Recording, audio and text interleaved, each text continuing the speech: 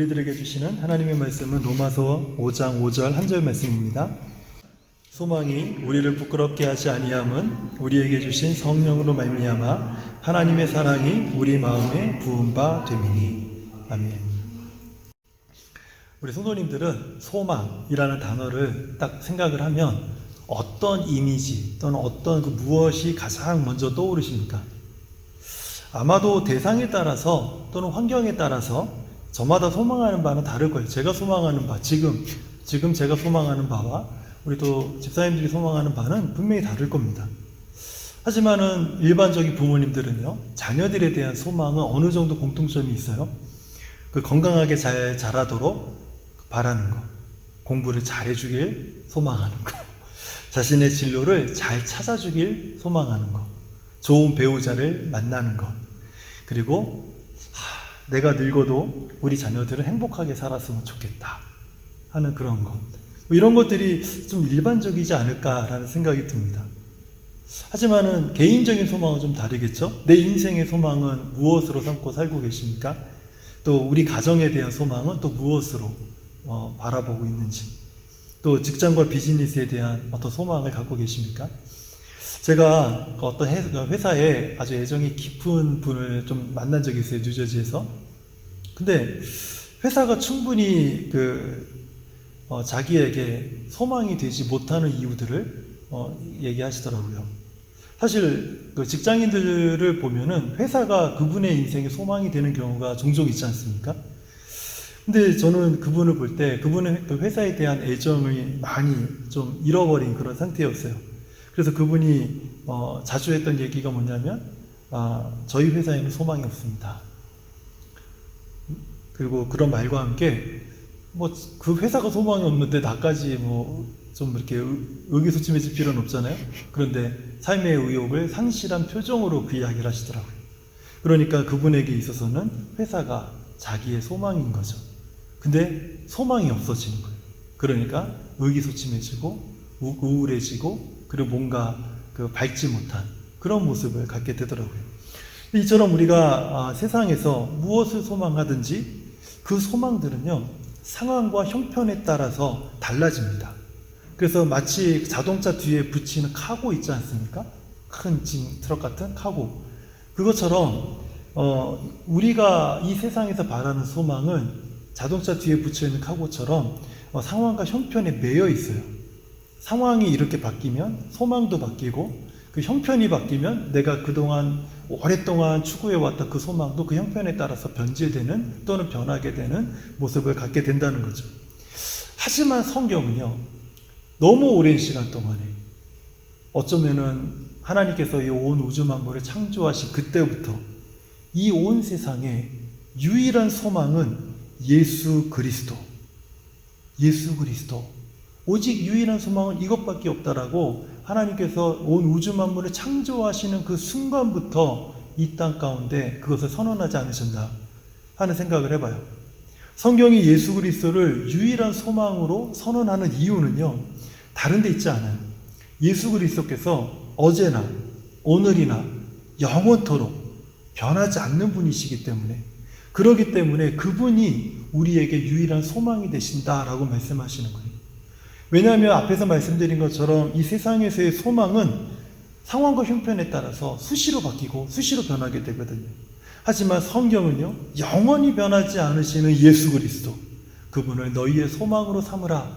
이것이 어떻게 보면 온 우주 만물을 창조하신 후에 하나님께서 이 땅에 두신 메시지가 아닌가 하는 생각을 해보게 됩니다. 만약에 우리가 예수 그리스도를 나의 유일한 소망으로 삼는다면 우리는요, 오늘에 매여 살지 않게 된다는 거예요. 마치 내 상황과 형편에 매여 있는 카고처럼 내 소망이 상황과 형편에 매여서 끌려다니지 않게 된다는 거죠. 왜냐하면 예수 그리스도를 소망 삼은 사람들은요, 그 소망을 따라서 내가 지금 처해 있는 상황과 형편의 상황을 넘어서 하나님이 반드시 일하신다라는 기대감을 갖기 때문에 그래요. 만약 이런 기대가 없으면 예수 그리스도가 우리에게 유일한 소망이 될 수 없다는 뜻이에요. 하지만 어떤 상황과 형편이 있다 할지라도 그 상황을 넘어서 하나님은 반드시 위대한 일을 행하신다.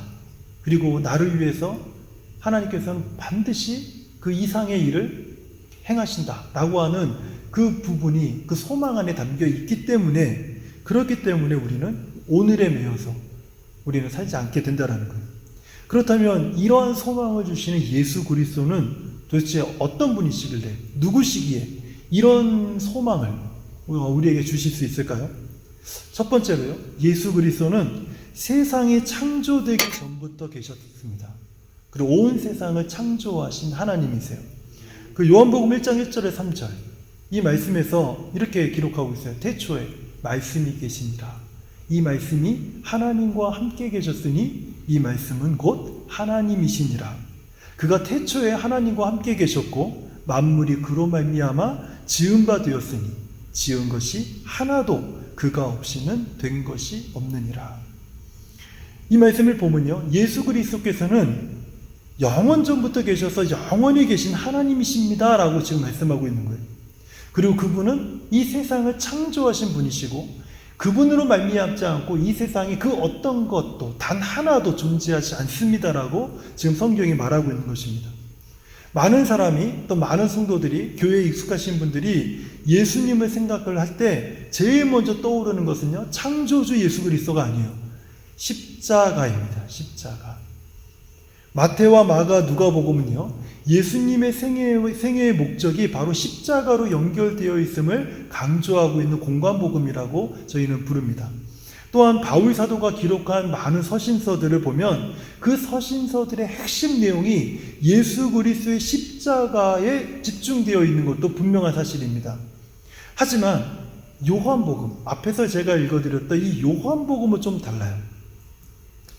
요한복음은 공관복음과는 달리 아주 독특하게도 예수 그리스도께서 누구신가, 우리 죄를 위해서 이 땅에 오신 하나님의 아들, 이렇게 설명하지 않는다라는 거예요. 1장 1절 제일 먼저 서두에 분명하게 이 책을 기록한 목적 중에 하나를 분명하게 얘기합니다. 예수 그리스도는 누구신지 아십니까? 그분은 태초부터 계신 하나님이십니다. 이것을 선언하고 시작하는 것이 요한복음이에요. 그래서 예수님의 정체성을 어디에 두고 있냐면 우리를 구원하신 구원자가 아니라 우리를 창조하신 창조주라고 하는 그 정체성에 포커스를 두고 요한복음을 시작하고 있다는 거예요. 그렇기 때문에 우리가 잊지 말아야 될 것이 있습니다.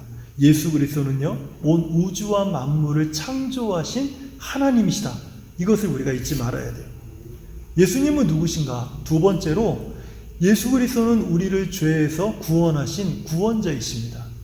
예수님은 창조주 하나님이시지만 인간의 모습으로 이 땅에 오셨어요. 요한복음 1장 12절에서 14절까지의 말씀은요, 예수님께서 이 땅에 오신 그 이유를 잘 말씀하고 있습니다. 영접하는 자, 곧 그 이름을 믿는 자들에게는 하나님의 자녀가 되는 권세를 주셨으니 이는 혈통으로나 육정으로나 사람의 뜻으로 나지 아니하고 오직 하나님께로부터 난 자들이니라. 말씀이 육신이 되어 우리 가운데 거하심에 우리가 그의 영광을 보니 아버지의 독생자의 영광이요 은혜와 진리가 충만하더라.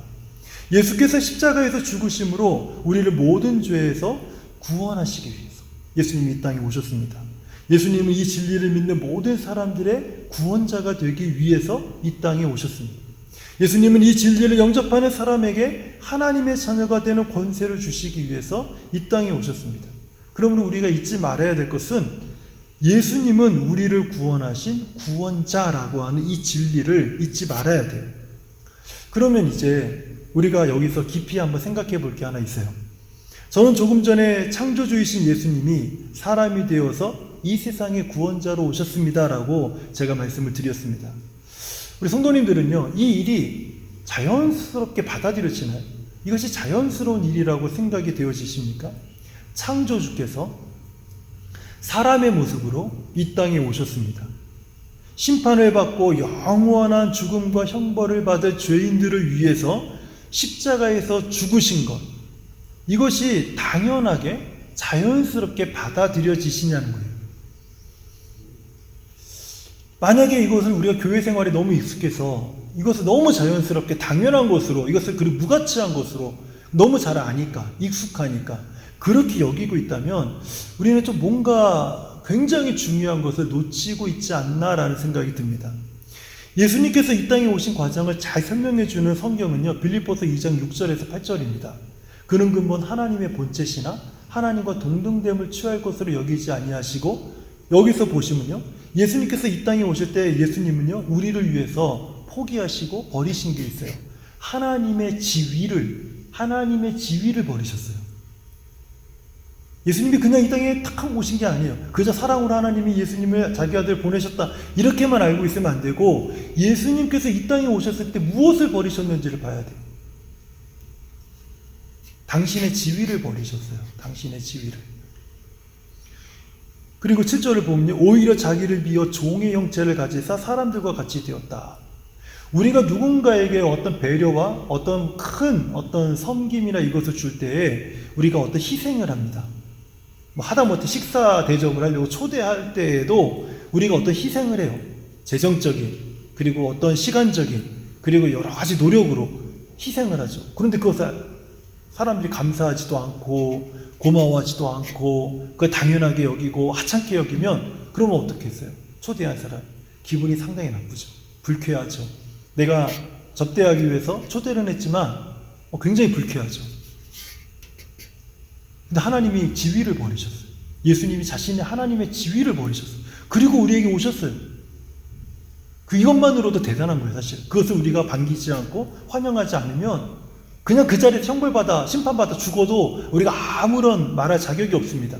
그런데 거기서 멈추지 아니하시고 예수님께서 종의 모습을 가지셨다. 우리는 종을 어떻게 대합니까? 하찮게 대하지 않습니까? 별 볼 일 없는 사람으로 무시하면서 우리는 그렇게 대하지 않나요? 그런데 그 종의 형체를 가져서 사람의 모습으로 오셨다는, 자신을요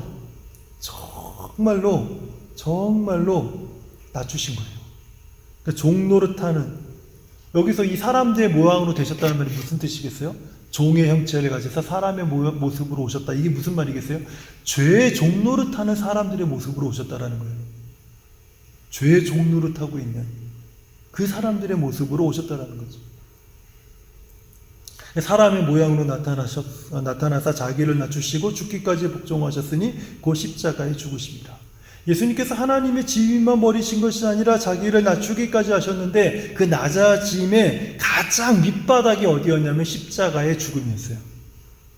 왜 십자가의 죽음이 예수님에게 있어서 가장 낮은 밑바닥의 낮아짐이라고 제가 설명했냐면, 그 당시에 십자가 처형은요, 가장 흉악한 정치범이나 그리고 강도범이나 그리고 사회에서 도저히 용납할 수 없는 자들에게 주어지는 형벌입니다. 그러니까 인간이 아니에요. 십자가에 죽는 사람들 인간이 아니에요. 그런데 하나님의 지위를 버리신 분이, 그리고 죄의 종노릇하고 있는 그 사람들의 모습으로까지 낮아지셔서 우리에게 오셨던 분이, 그분을 이 세상 사람들이 저 인간만도 못한, 짐승만도 못한 놈이라고 하면서 십자가에 죽인 거예요. 그렇기 때문에 이 십자가는 예수께서 이 땅에서 낮아질 수 있는 가장 밑바닥, 바로 거기가 십자가의 자리였다라는 거예요. 이렇게 예수님이 온 거예요. 여러분, 이게 자연스럽습니까? 이게 자연스러운 일인가요? 온 우주에서 일어난 사건 중에서 가장 특별하고 독특한 사건이 바로 이 사건이에요. 이것은 일어날 수 없는 사건인데 일어났어요. 2000년 전에 이것이 실제로 일어났습니다. 하나님의 말씀, 성경은요, 베드로전서 2장 11절에서 이러한 예수 그리스도를 창조주로 믿는 사람들, 구원자로 믿는 모든 성도들에게 베드로전서 2장 11절이 무엇이라 말하냐면, 이 진리를 믿는 모든 성도들, 당신들이 누군지 아십니까? 그 정체성, 이제 성도에 대한 정체성을 베드로전서 2장 11절에서 아주 분명하게 말씀하세요. 사랑하는 자들아, 거루민과 나그네와 같은 너희를 권하노니. 이 진리를 믿는 모든 성도들을 향해서 하나님의 말씀, 성경이요, 당신들은 이 땅에서 어떤 정체성을 가진 사람들인지 아십니까? 나그네들입니다. 이것을 얘기하는 거예요. 세상의 모든 성도는 거류민입니다. 일시적으로 머무는 그런 사람들이 템포러리 레지던트예요. 예, 저 같은 사람이에요. 퍼머넌트 레지던트 시티즌십을 가진 그런 분들 아니에요. 저같이 템플러리 레지던트의 신분을 가진 사람이에요. 이 말씀을 구체적으로 설명한 말씀이 히브리서 11장 13절에서 16절이에요.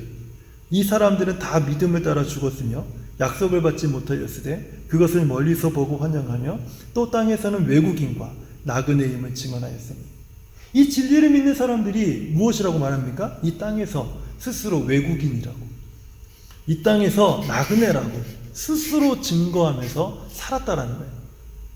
성도들이, 우리 앞에 살았던 모든 성도들은요, 이 땅에서 주인 행세를 하지 않았다라는 거예요. 당신은 누구십니까? 저는요, 곧 고향으로 돌아갈 나그네입니다. 잠시 살다가 갈 거류민입니다. 그렇게 스스로 증언하며 살았다라는 겁니다. 14절을 보면 그들이 이같이 말하는 이유는 자기들이 본향 찾는 자임을 나타냅니다. 자기들이 본향, 가야 될 곳이 있다는 것을 찾는 자들이라는 것을 보여주는 거예요. 왜 당신은 여기 정착하지 않습니까? 왜 당신은 우리와 함께 우리의 컬처와 우리의 어떤 생활과 우리들의 어떤 이 지역, 이 땅에서 왜 같이 살려고 하지 않습니까? 저는 돌아갈 곳이 있습니다. 저는 돌아갈 곳이 있습니다. 이렇게 스스로 증언하며 살았던 사람들, 그 사람들이 우리 앞에 믿었던 모든 성도들의 그 정체성이었다는 거예요. 15절을 보면 그들이 나온 바 본향을 생각하였더라면 돌아갈 기회가 있었으려니와. 만약에 그 땅이 그들이 나와 있는, 처음에 나왔던, 자신들이 태어난 곳에서 나왔던 곳이라면 돌아갈 본향이 있었다라는 거예요. 하지만 16절을 보니까 그들이 이제는 더 나은 본향을 사모하니 곧 하늘에 있는 것이라. 이러므로 하나님이 그들의 하나님이라 일컬음을 받으심을 부끄러워하지 아니하시고 그들을 위하여 한 성을 예비하셨느니라. 더 나은 본향을 이제 바라보는 자들, 그 사람들이 성도라는 거예요. 이 말씀처럼 우리는 세상에서 나그네와 같은 사람들입니다. 우리의 고향, 우리의 나라가 이것이 아니라는 거예요. 예수 그리스도를 믿는 모든 성도는요, 더 나은 본향을 사모하고 기다리고 바라보는 사람들이에요. 이 더 나은 본향을 소망하며 기다리는 성도들은요, 앞에 말씀드린 것처럼 세상에 매이지 않습니다. 세상이 아무리 우리를 묶으려고 해도 묶이지 않습니다. 우리를 가두려고 해도 가둬지지 않아요.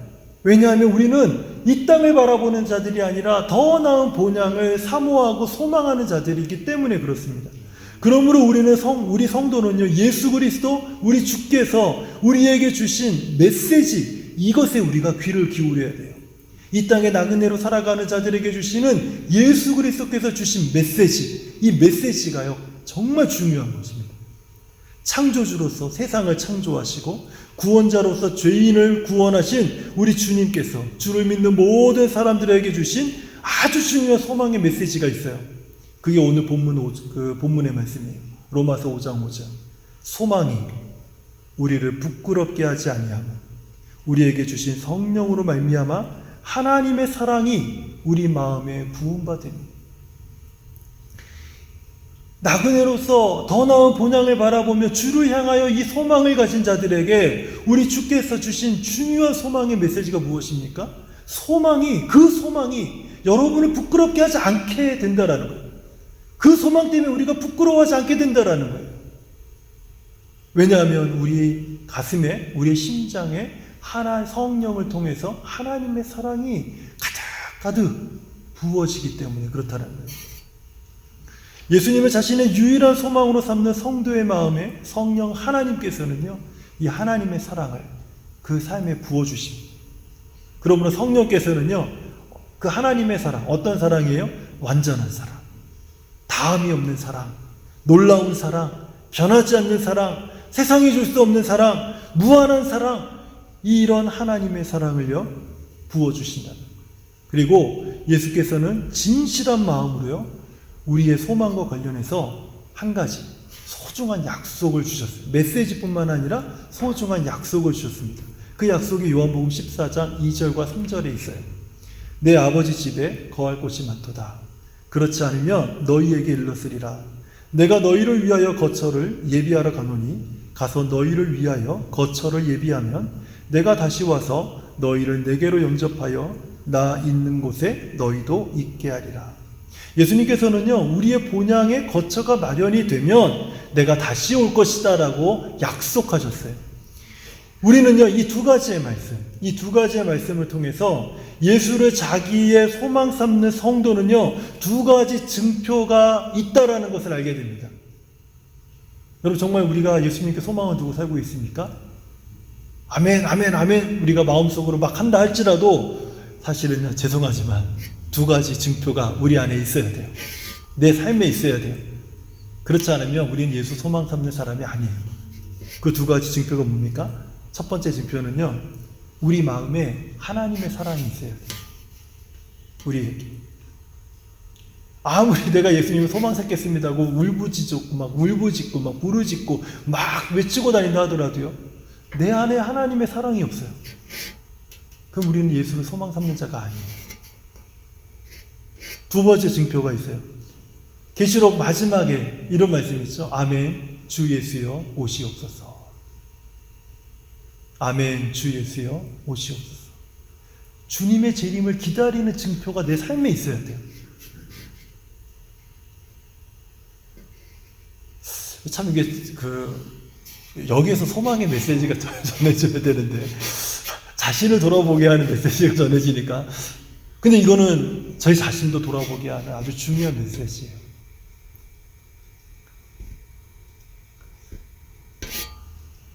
여러분, 우리 삶에 아멘 주 예수여 오시옵소서, 이 고백이 진실한 이 고백이 있잖아요.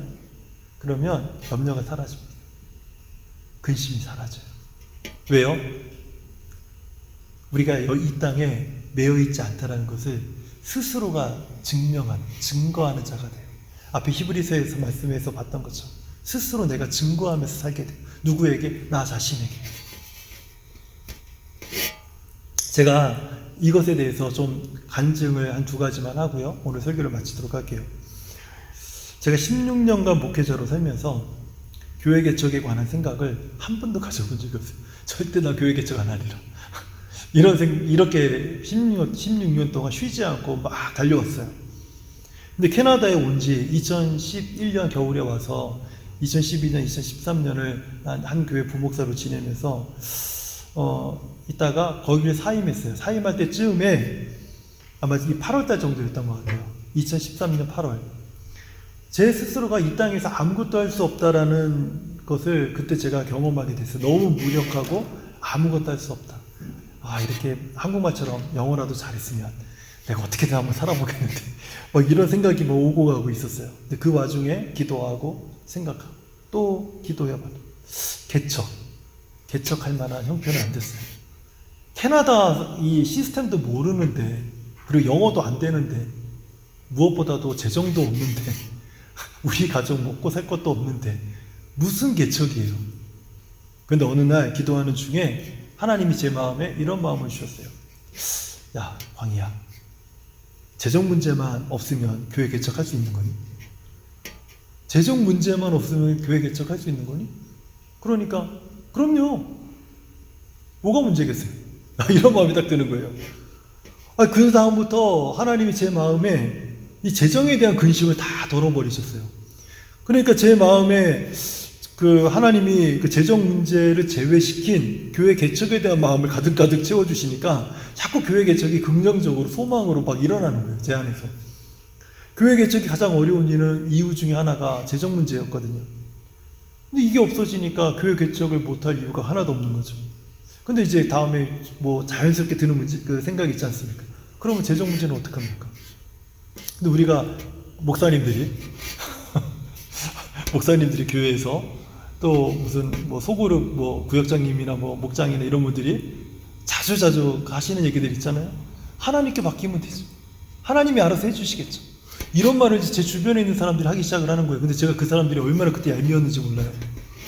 아니 이게 서포트를 해주면서 그런 말 하면 감사합니다라고 하겠는데, 지나가면 이러는 거예요. 목사님은 하나님이 책임져 주시죠. 그러면서 뒤도 안 보고 이제 가버리고, 쳐다도 안 보고 가고, 쫓아가서 뒤통수를 한 4개 때리고 싶더라고요. 얼마나 얄밉던지. 자기 일 아니라고 저렇게 쉽게 얘기하고 가나? 뭐 그런 마음이 들었었어요. 그런데 이게 참 이 말은 쉽지만 순종하기 어려운 말이잖아요. 근데 재정 문제를 모두 하나님께 맡기니까 교회 개척이 결정이 됐고요. 일이 순식간에 진행이 되어버렸어요. 그래서 사임 딱 2013년 12월 25일 정도인가 그때 사임하고 바로 이 12월 28일날 집에서 개척을 시작했어요. 개척 예배를 그때 딱 드렸어요. 그리고 2014년 1월 1일부터 교회 이름 딱 정하고 바로 개척이 시작이 된 거예요. 그때 제 수중에 있었던 돈은 제가 그때 여러 번 말씀드렸죠. 생활비 다 빼고 생활비 딱 한 1,000불 정도 1,000불 좀 안 됐고요. 그 한국에 한 1,000만 원 정도 빚이 있었고 딱 그 정도. 그게 제 상황이었어요. 그런데 6년 동안 하나님께서 모두 필요한 재정을 그 교회에서 그 제가 생활할 수 있었던 모든 연봉 정도 이상의 재정을 6년 동안 하나님께서 채워주셨어요. 그래서 재정 문제 때문에 교회 개척이 어려웠다라고 생각해 본 적이 6년 동안 단 한 번도 갖지 않게 됐어요. 또 한 가지가 있는데요. 제가 뉴저지에 있으면서 여러 많은 생각을 좀 하게 되었습니다. 혼자서 있을 때. 그 중에 가장 깊은 고민은 목회자로서의 제 소명을 다시 한번 재발견하는 시간이 필요하겠다라는 그런 고민을 참 많이 했어요. 그런데 뭐 개인적으로 뭐 고민하던 중에 뭐 VBS도 준비해야 되죠. 뭐 이것저것 해야 돼. 막 사실 좀 굉장히 분주했어요. 거기서는. 그러던 중에 이 VBS를 준비하는데 예수님이 나의 소망이에요라는 이 주제가 그냥 이렇게 한번 보고 지나갔어요. 근데 VBS 주제가 계속 제 마음속에 깊이 들어오는 거예요. 그래서 제가 여러 고민과 문제를 놓고 기도하고 생각하고 또 고민하는 시간을 이렇게 보내면서 VBS 주제처럼 나의 소망을 예수님께 내가 정말 두고 있나? 하는 그런 질문이 스스로가 들더라고요. 그리고 나서 그래 소망을 주님께 두면 이라고 하는 순간 갑자기 고민하고 기도했던 문제들이 싹 사라져 버리는 거예요. 순간적으로. 이게 뭐지? 혼자 그냥 마음속에서 이게 뭐지? 그리고 나서 다시 또 뭐 현실에 또 직면한 문제들을 또 생각하고 또 얘기하다 보니까 다시 또 원래대로 돌아와서 또 고민하고 기도하고. 그런데 다시 또 이 주제를 보니까 예수님이 나의 소망이에요라는 이 주제가 다시 내 마음속에 내 눈에 들어오고 내 가슴에 다시 들어오니까 또 그 고민했던 기도했던 내용들이 싹 사라져 버리는 거예요. 그렇지. 예수님이 나의 소망이시지. 이 고백을 할 때마다 이상하게 문제가 사라져요. 이런 생각이 여러 번 반복되면서 이 메시지에 담긴 귀한 의미를 제가 깊이 깨닫게 되었어요. 제가 교회를 개척할 때 가장 어려웠던 문제, 재정 문제에 대해서 앞에서 말씀드리지 않았습니까? 근데 그것을 하나님께 맡겼을 때, 그랬을 때 그 문제가 해결되었던 것처럼 내 삶의 소망을 예수님께 두면 그렇게 커 보였던 삶의 고민과 문제들이 작아진다는 거예요. 작아진다. 생각보다 많이 작아져요. 처음에 너무 커서 어떡하지 했던 것들이 너무 작아져요. 제가 이게 최근에 이제 제가 고민하고 기도하면서 겪었던 제 생각들이에요. 예수님은요, 온 세상을 창조하시고 우리를 구원하시기 위해 이 땅에 오셨습니다. 이걸로 끝이시라고 생각하시면 우리 정말로 신앙생활 잘못하고 있어요. 우리 신앙의 근간은 단지 이 한 문장에 있지 않아요. 단지 한 문장에 있지 않아요. 우리의 창조주이신 예수님이 구원자로 오셨다는 이 의미는요, 어마어마합니다. 그 수요일날 예배 드려보신 건 아시잖아요. 온라인으로. 제가 그 하나하나 막 설명해 나가는 그 내용들 보셨잖아요. 그 주제 하나가 그 안에 얼마나 많은 내용들이 담겨 있는지 아마 들어보신 분들은 다 아실 거예요. 이것이 한 문장으로 끝나지 않습니다. 이 안에 상상도 할 수 없는 놀라운 하나님의 능력과 지혜와 인도하심과 하나님의 계획과 섭리가 이 안에 다 녹아들어 있는 거예요. 그래서 그 모든 것을 다 이 시간 얘기할 수 없지만 예수님께서 우리에게 주신 이 메시지, 이거 하나만큼은 오늘 우리가 가슴에 새기고 잊지 말아야 된다고 생각이 들어요. 그러면 소망이 하나님께서 모든 기쁨과 평강을 믿음 안에서 우리를 충만하게 하실 겁니다. 성령의 능력으로 소망이 넘치게 하실 거예요. 예수님이 나의 소망. 이 소망을 가진 자들은요, 이 소망이 우리를 부끄럽게 하지 않을 거예요. 우리를 자랑스럽게 할 거예요. 우리를 그 소망을 따라서 빛나게 하실 거예요. 그렇기 때문에 우리의 소망을 죽게 두시는 저와 우리 성도님들이 되시기를 바랍니다. 그래서 이 약속, 오직 예수님만을 나의 소망으로 삼고 살아가는 이 약속을 붙들고 오직 예수님만을 나의 소망으로 삼고 살아가는 모든 성도님들이 되시기를 우리 주님 예수 그리스도의 이름으로 축원드립니다.